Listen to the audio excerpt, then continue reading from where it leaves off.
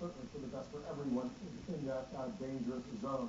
We're going to have a lot more on the wildfire disaster coming up, but there's another major story we're following here in the Situation Room right now. The LA Clippers and Donald Sterling now officially fighting his punishment for making those racist remarks. CNN has learned Sterling has hired a new lawyer.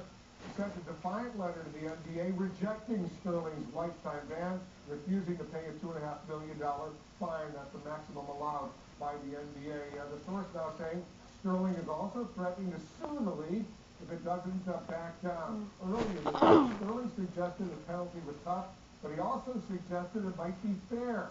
Listen to what he told Anderson Cooper in an exclusive interview.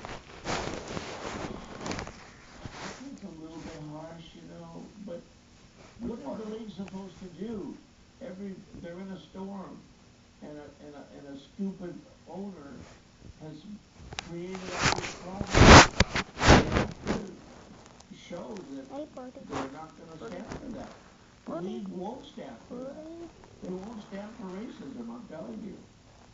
And I do like the correct pretty blunt talk, at least in that part of the interview. Let's bring in our senior legal analyst, Jeffrey Tubin, our CNN anchor, Don Lemon, our national correspondent, Suzanne Malveaux, and our commentator, LZ Granderson. If he says he did it, Jeffrey, you're the legal analyst. Is he admitting guilt? Is he pleading guilty? Well, let me parse that like a lawyer.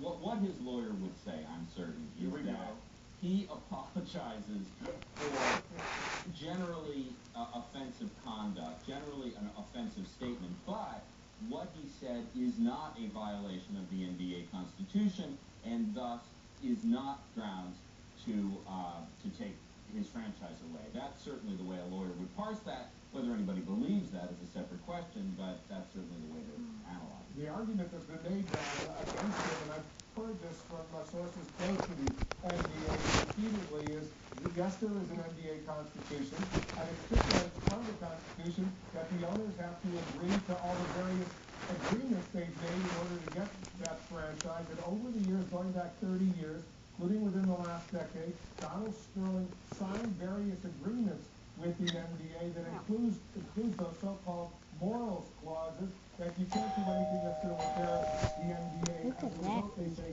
they have the legal standing to go ahead and get rid of it.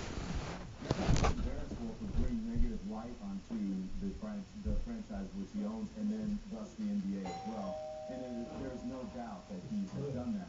And that's what people don't really understand, especially people in the general public. They'll say, in what world can you take someone, being away from them with holidays just because they are something?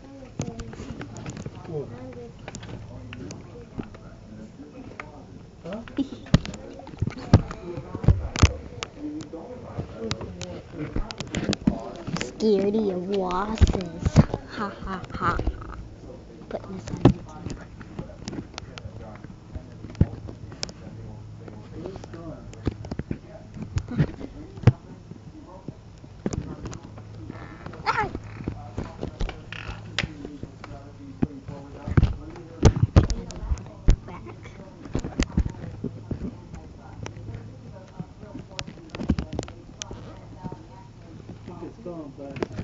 Scared of wasses.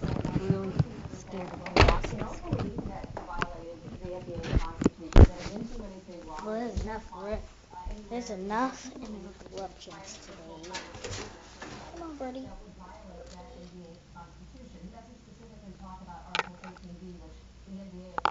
Birdie?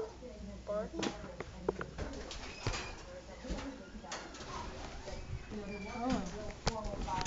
Guess I was wrong. Bye.